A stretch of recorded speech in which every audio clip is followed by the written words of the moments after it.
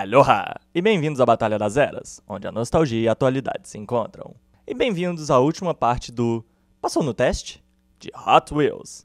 Nos vídeos anteriores vimos sobre Hot Wheels Via 35 Corrida Mundial e depois Hot Wheels Acceleracers. E agora seguiremos para 2009 quando lançou Hot Wheels Battle Force 5. Então sem mais delongas, continuemos o teste.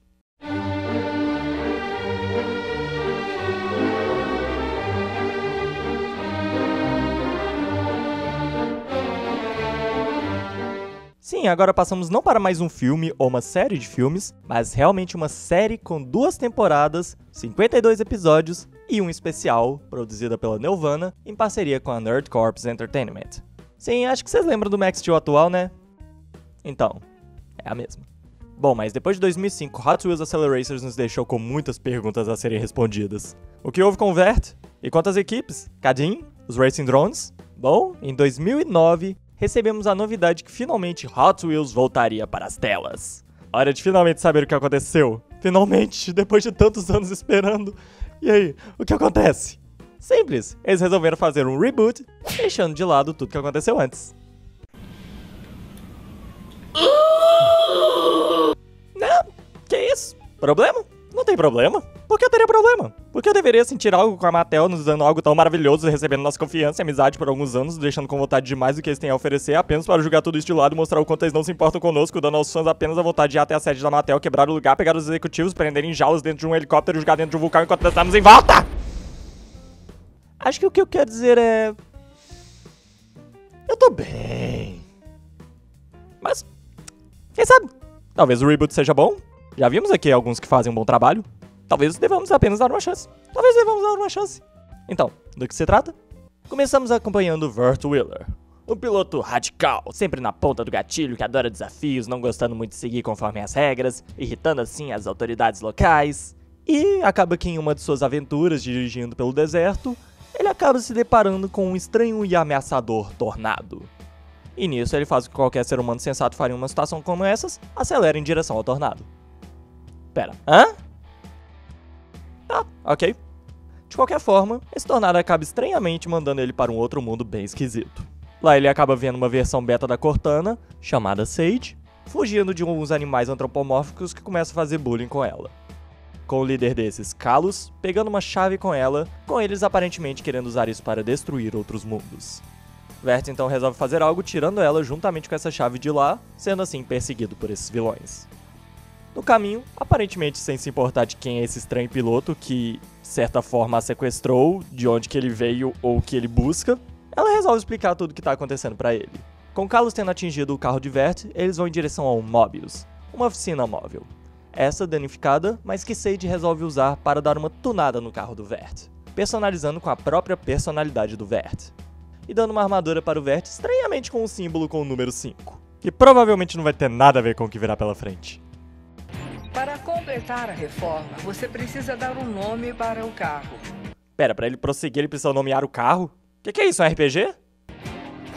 O Saber. Eu ouvi esse nome em um sonho e senti que deveria dar para o meu carro. Vendo os furries se aproximando, Sage ensina para o Vert sobre como usar a chave, tanto para abrir quanto para fechar um novo portal, e depois entra um modo de hibernação para não gastar bateria. Vert então usa umas habilidades de seu carro para fugir, passa por um portal e o fecha. Mas Sage mostra que viajar pelas dimensões acaba tanto com a energia quanto com a memória dela. E nisso ela resolve hibernar, construindo uma base secreta embaixo da garagem do Vert. Olha, eu não sei se é bem assim que funciona um descanso. E olha que nisso eu sou um expert. Nisso ela explica sobre as raças inimigas, os Vandals, que são os bichinhos lá, e os Sarks, que são simplesmente uma versão barata dos Racing Drones, que estão guerreando entre si e com essa guerra pegando vários planetas, sendo apenas uma questão de tempo até chegar à Terra. Mas um portal se abre e converte indo até outro mundo para pegar a chave de lá, mas acaba tendo uns problemas com os Sarks, precisando de ajuda. Sage então recruta mais 5 pilotos, e com recruta eu quero dizer sequestra, que eu inclusive não entendi direito como é que ela fez isso. Ela controlou os carros, ela subornou os caras.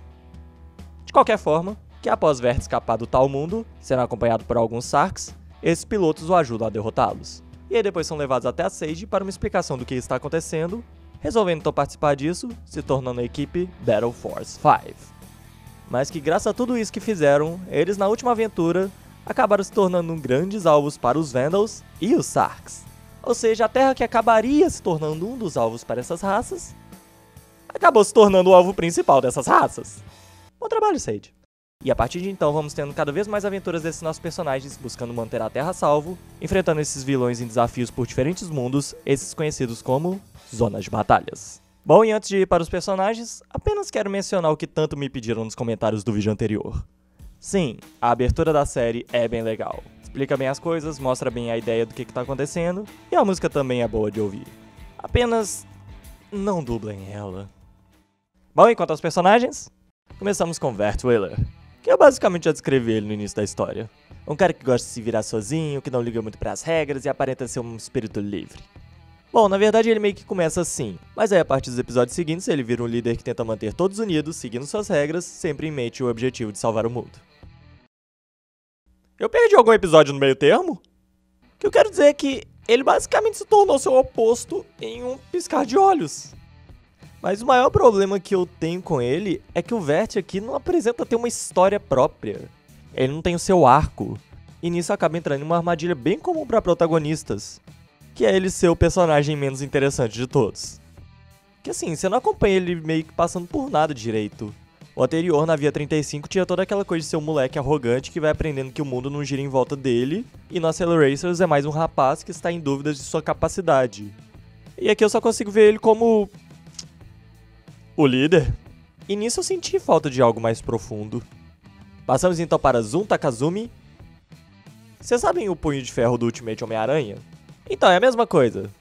É um lutador de Muay Thai que tem toda uma história com isso, mais novo do time, vê o Vert como um grande irmão mais velho, é também o mais radical entre eles, um cara muito honroso também nas coisas que ele faz, e pilota uma moto voadora. E assim, eu sei que é um desenho pra crianças, e que não é necessário ficar buscando muita lógica, mas eu meio que consegui sentir que isso foi toda uma jogada dos produtores de colocar um lutador de Muay Thai apenas porque vai atrair mais jovens. Eu sinceramente não vejo outro motivo para um personagem como o Zum tá por aqui. E esse tipo de jogada às vezes pode trazer ideias boas, mas de vez em quando incomoda um pouco. Que imaginem mais ou menos assim, Christopher Nolan, ele tá lá preparando o grande filme Cavaleiro das Trevas. Tudo tá indo certinho quando de repente chega um desses produtores e fala: olha, esse filme tá muito legal, tá muito interessante, essa ideia de um Batman mais realista, o Batman tá ótimo, o Gordon também, o Coringa nem se fala, Heath Ledger, perfeito. Mas sabe o que seria mais legal se vocês colocassem aqui? Um dinossauro. Por que eu colocaria um dinossauro? Pra chamar a atenção das crianças. Mas não faz sentido. Eu sei, mas vendo que tem um dinossauro, um público muito mais amplo de jovens iria vir e ia gostar muito mais. O que você acha?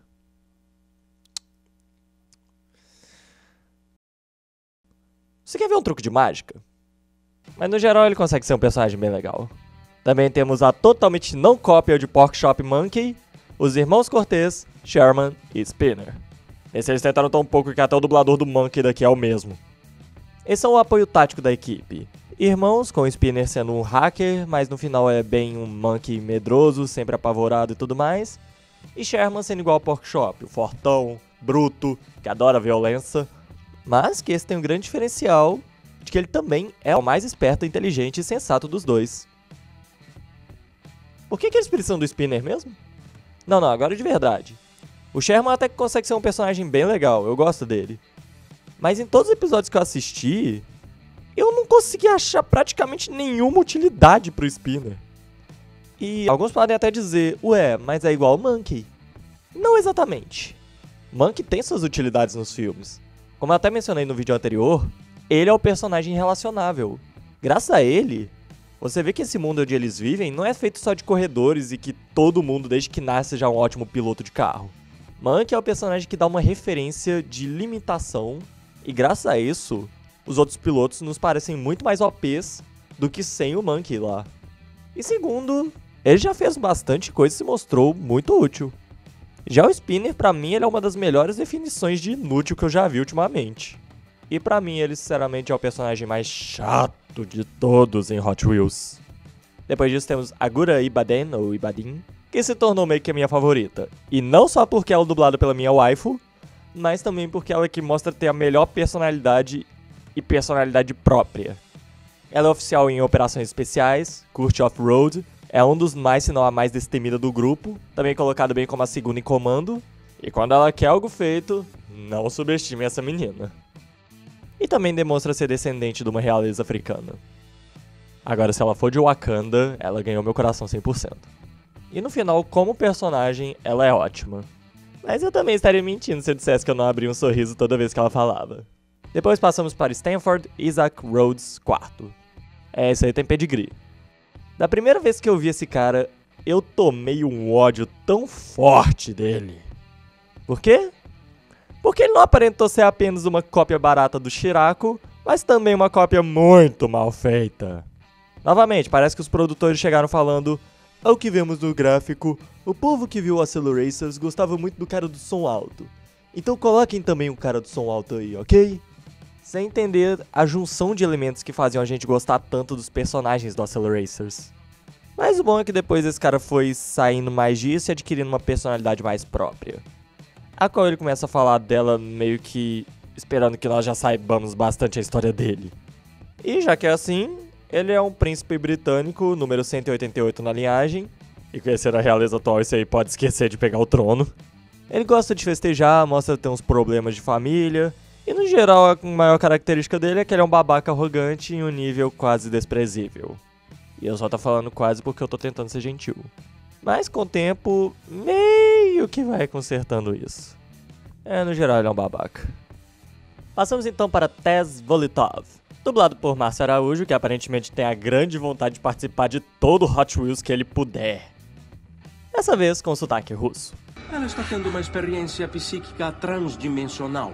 Tess era um cientista voltado para eletromagnetismo, quando em um de seus experimentos ele foi mandado para uma lua sentient.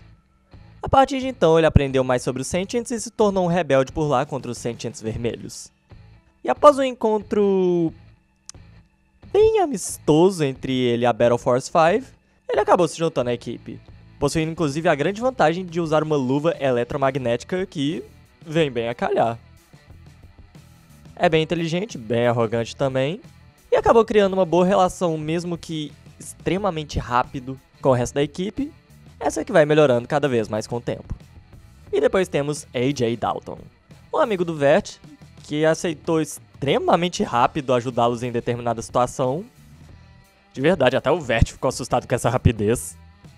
Se tornando mais novo membro dos Battle Force 5, que já virou tipo Battle Force 8. No geral o cara curte ação, adrenalina, é bem espirituoso e se mostra uma boa vantagem para a equipe.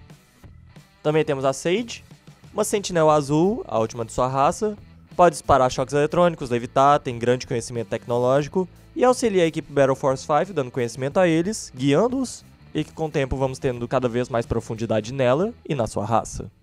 E como vilões, primeiro vamos para os Furries, quer dizer, Vandals. Uma raça de animais antropomórficos. São bastante voltados para os combates, muito violentos, gostam de pilhar os planetas que invadem e escravizar os seus povos, e basicamente gostam de viver assim. Não podemos julgar a sua cultura. São liderados por Kalos. E eu vou admitir que a primeira vez que eu vi o primeiro episódio eu achava que ele se chamava Carlos.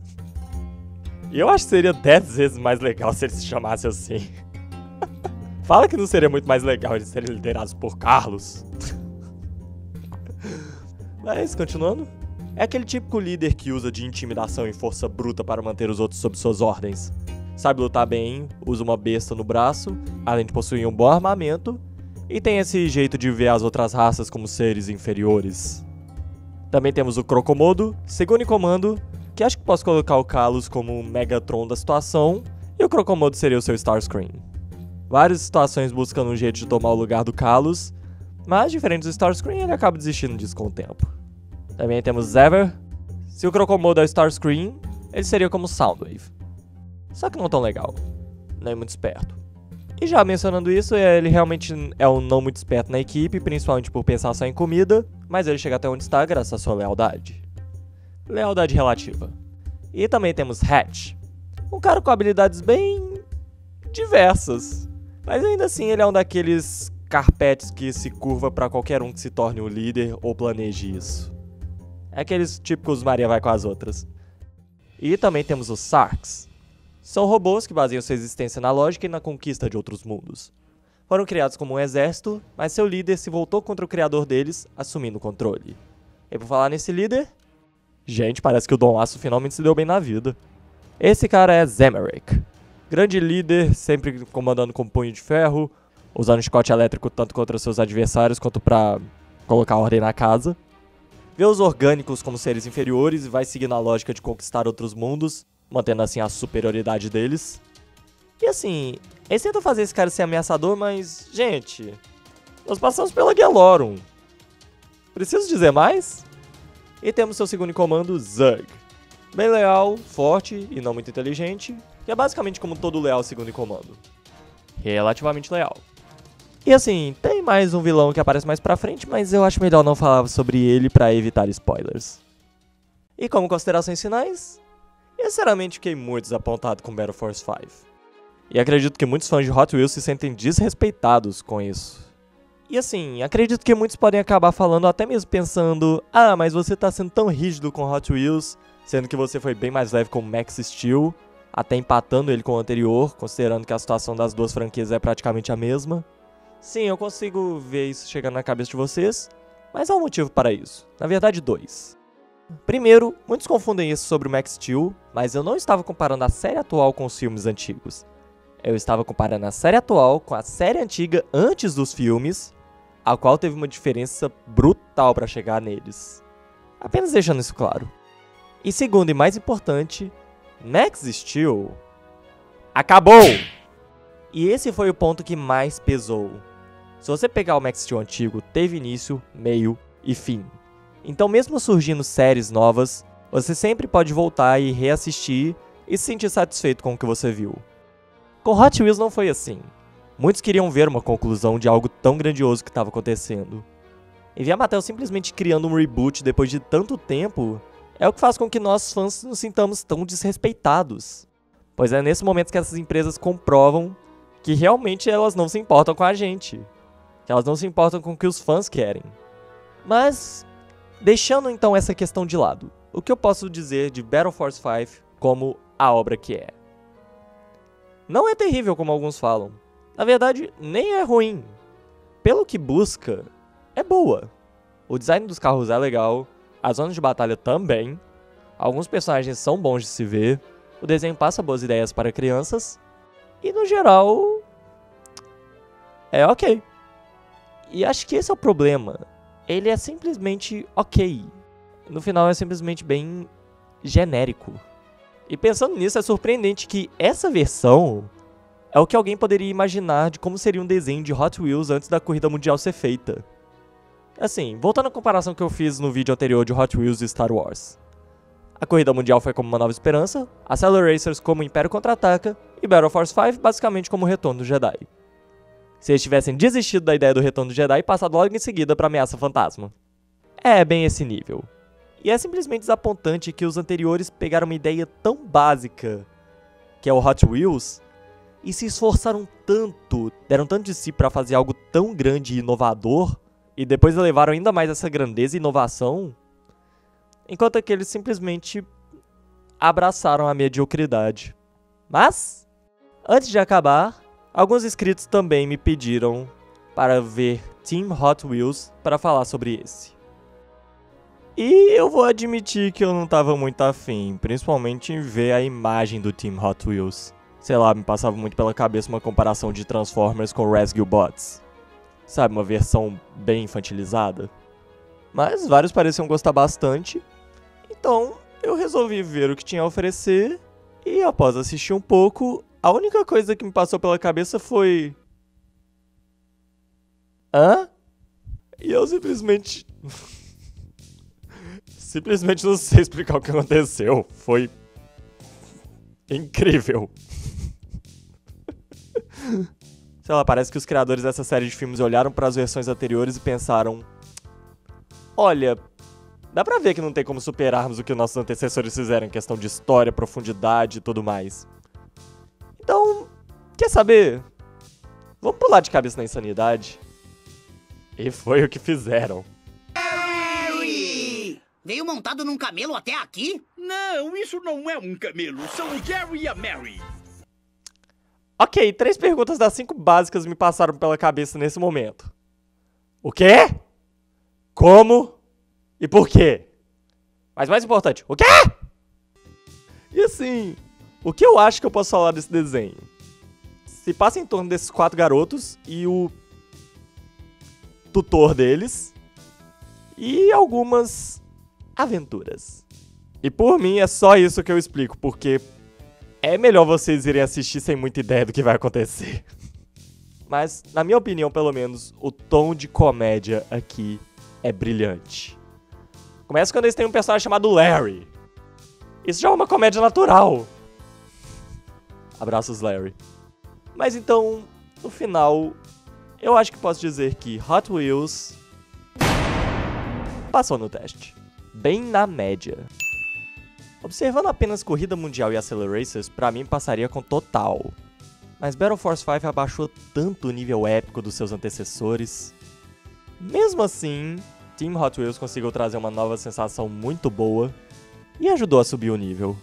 Então assim, se vocês querem ver algo que pegue a ideia de Hot Wheels e te leve para um mundo com cada vez mais surpresas e profundidade, Corrida Mundial e Acceleracers estão aí pra você.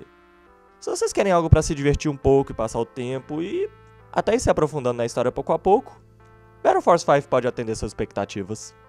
E se vocês simplesmente querem rir bastante, cara, Team Hot Wheels.